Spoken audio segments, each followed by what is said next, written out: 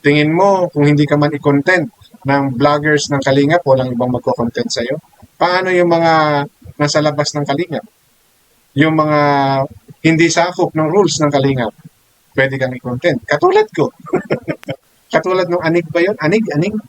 Oh, paano kung gumawa ng channel niya tapos sinundan ka, tirahin ka pa rin? Di ba? Oh, nawalan ka na ng pinaghirapan mong channel, yung subscriber mo mali pa.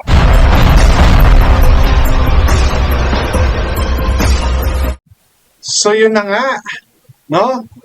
Si Dr. Lab, sabi nila bumait. No, ayaw na makipag-away.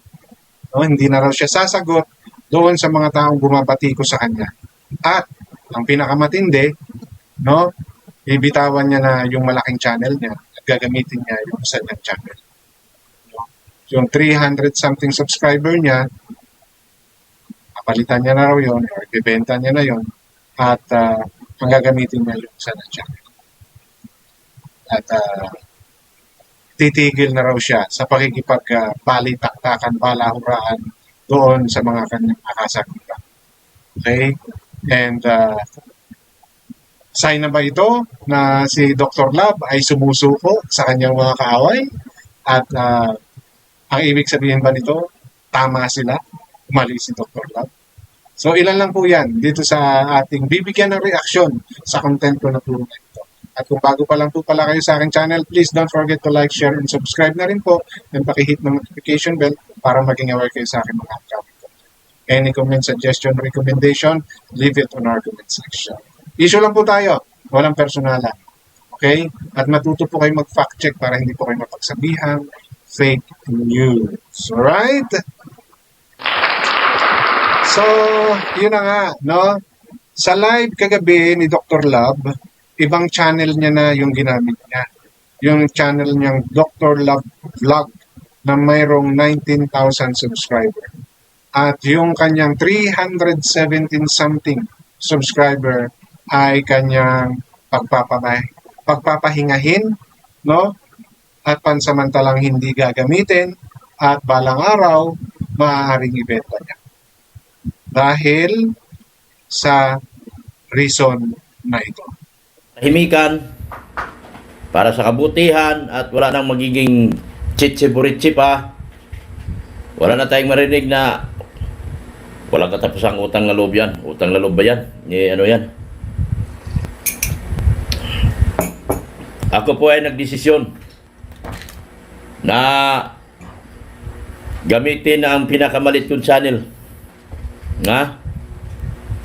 Pinakamalit yung channel. Yun po aking gamitin. At ako po ay mag-focus na sa aking charity. Yan.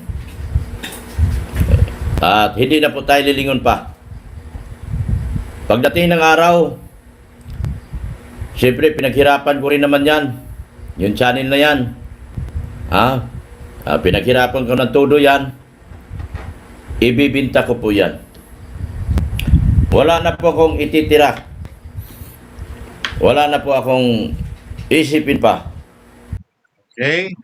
So yon. One reason, and I think major reason, is yung utang na loob na sinasabi nito. Dahil sa utang na loob, hindi niya nagagamitin yung channel. Okay. Gusto ko lang pong magbigay ng comment dyan sa utang na loob. Dito sa Pilipinas, masyado pong pinahahalagahan yung utang na loob. No? Wala raw kabayaran ng utang na loob. Of course, totoo yun. Dahil natulungan ka. Pero hindi po sana yan maging balakid para mag-move on, para gawin mo yung gusto mo. Ang sa akin po kasi, nung tinulungan nyo yung isang tao, nung tinulungan si Dr. Lab ng Kalingap, di ba? They are in good terms. Di ba? Marami kayong mga magagandang pinagsamahan. Okay? Nung inaccept ka ng Kalingap, mayroon silang magagandang sinabi at mayroon ka rin magagandang sinabi. You're in good term. Okay kayo. Okay na okay kayo. Diba? So nagtulungan kayo. So pag sinabing nagtulungan, may ambag ka rin, Dr. Love. 'Di ba? May naiambag ka sa community at sa channel mo. No? Nagustuhan ka ng mga nag-subscribe sa iyo because of you. No, maaring sa umpisa because of Kalingap dahil nirekomenda ka. Pero nung lumaon dahil nakitaan ka no na may magandang hangarin, no, na okay pa lahat sa iyo yung rules ng Kalingap. 'Di ba? Nagustuhan ka nila. So, both of you shared the effort. Ano yung utang na loob mo? Pinakilala ka. Yes, utang na loob yun. Totoo yun. Pero nung pinakilala ka, gumawa ka ng sarili mo. 'Di ba? Para mas magustuhan ka. Ipinakita mo na worth it yung pagpapakilala sa iyo ng Kalingap sa community. And nagawa mo yun, kaya lumaki ng ganyan yung subscriber.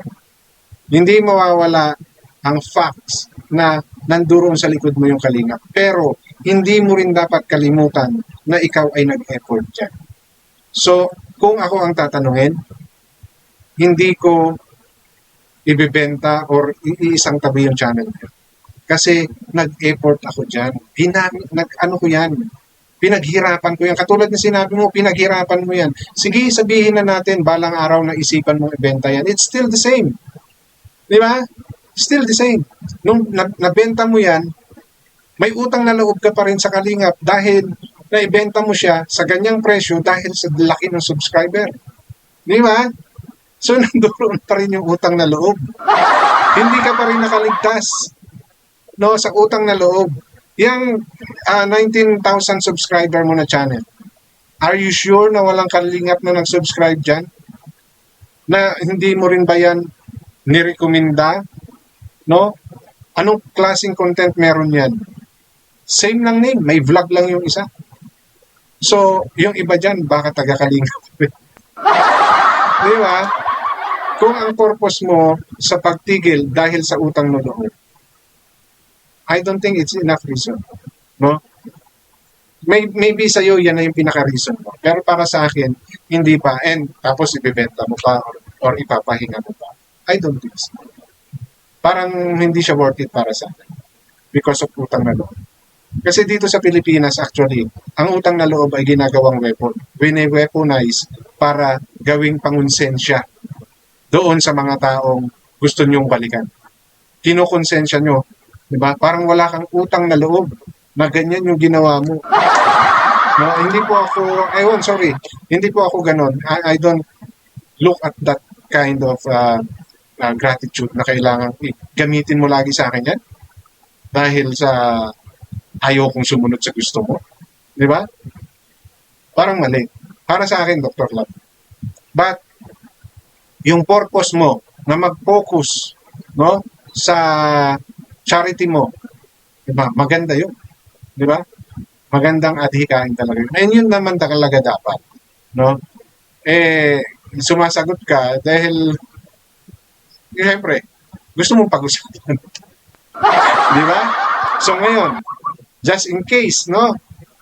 Ganon yung gagawin mo. Sa tingin mo, hindi ka na mapag-uusapan. Tingin mo, hindi ka masisilip.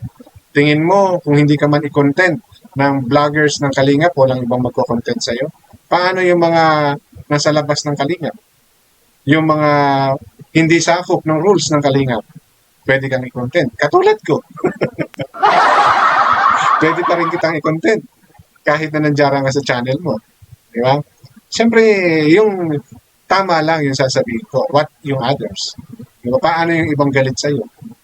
Katulad ng Anig ba yun? Anig? Oh, paano kung gumawa ng channel niya tapos sinundan ka, tirahin ka pa rin? Di ba? Oh, nawalan ka na ng pinaghirapan mong channel, yung subscriber mo mali pa.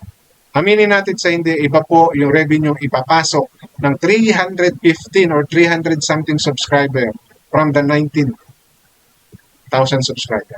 No? Malaki po ang diferensya niya. So if I were you, think of it again, no? Kasi pwede mo pa rin naman gamitin yung channel na yun sa pagcha-charity mo, i-focus mo. I-focus mo yung sarili mo sa pagcha-charity.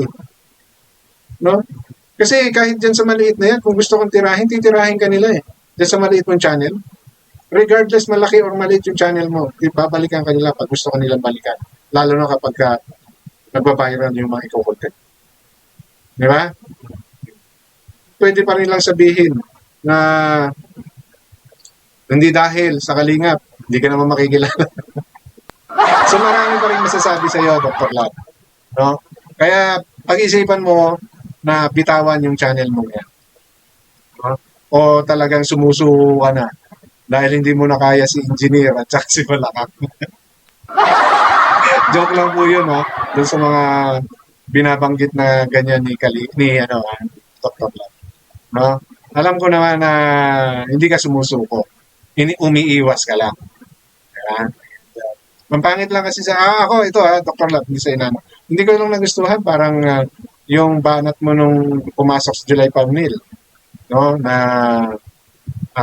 parang biro-biroan lang. May terms ang ginamit no, na parang para sa akin, so ibig sabihin, hindi ka totoo sa sinasabi mo. Opinion ka lang yan, Dr. Lab, no? Hindi ko, parang, so parang yun, laro-laro lang sa iyo yung mga pinagsasabi mo. Walang totoo doon. Parang ganun ko iisipin, no? Pero yun opinion ko lang yan, no? Opinion ko lang yan, Dr. Kasi may mga ganun kong sinabi. Nung pumasok si July Paunil na munti ka ng itiman. Okay? But yung overall ng focus mo bilang charity vlogger, I salute you on that. No? Tama lang na gawin mo yun. Diba? Patunayan mo na kaya mong mag-charity vlog kahit labas ka ng kalingap ko. And, well, titigilan mo yung pakikipagpalitaktakan sa kasi sila, as much as possible, ayaw ko nang nilang i-content kasi nga, bawal sa rules. Sumusunod daw sila sa rules. No? Pero ikaw, kahit sino pwede mong i-content. Kahit ako, pwede kong. Which is, wala naman nangyayari sa inyo. Lalo na sa'yo. Kumbaga, tulad ng nabanggit mo, yung mga mismo sumusuporta sa'yo, yung mga elders kamo ninyo, ayaw. Diba? Ayaw na magsasalita ka pa regarding dyan sa issue na yan. Diba? And gusto nila, mag-focus ka na lang sa pagchachari. Which is good. Yeah, which is good. And yung paggamit mo kay Beyonce, maging worth it. Maging worth it naman sana. Yung pagpapatayo ninyo ng simbahan, pagtulong nyo pa sa ibang gusto nyo tulungan, ay maging successful. So, yun. Pag nag-focus ka sa ganun, mas may papakita mo na you don't after yung issue. What you after is result of your charity vlog. So, yun lang, no? Dr. Lab, issue lang tayo, Hindi kita pinipersonal. Okay? Yun ay aking opinion lamang. Ngayon, kung hindi mo magustuhan, we have the comment section. Feel free to comment kung ano man yung gusto mo sabihin. And I salute you sa pagsasabi ng gano'n. Ang akin lang, don't give up that channel. Use it also. And same time with this 19,000. No? Hindi po yun pagpapakita ng ayaw mong bitawan, no? Yung channel na yun. Hindi. Pinaghirapan mo yun. At tulad ng sinabi ko, kahit dyan sa maliit na channel mo yan, no, kahit yan yung gamitin mo, nandoon pa rin yung stigma na ikaw ay nakilala dahil sa kalingap. No? Hindi dahil sa number of viewers mo. Okay? Ang number of viewers mo, hindi naman lahat yan ang galing sa kalingap. Merong iba dyan. So, sasayang. Di ba? Oo, major of it galing sa kalingap. Pero, may ambag ka dyan. Hindi lang lahat dyan dahil sa kalingap. Maaring kalingap ang pinagsimulan mo, but it doesn't mean na sa kanila lahat dyan. May effort ka dyan. At nung tinulungan kanila, may naitulong ka rin sa kanila. Okay? So yan lang po at maraming salamat.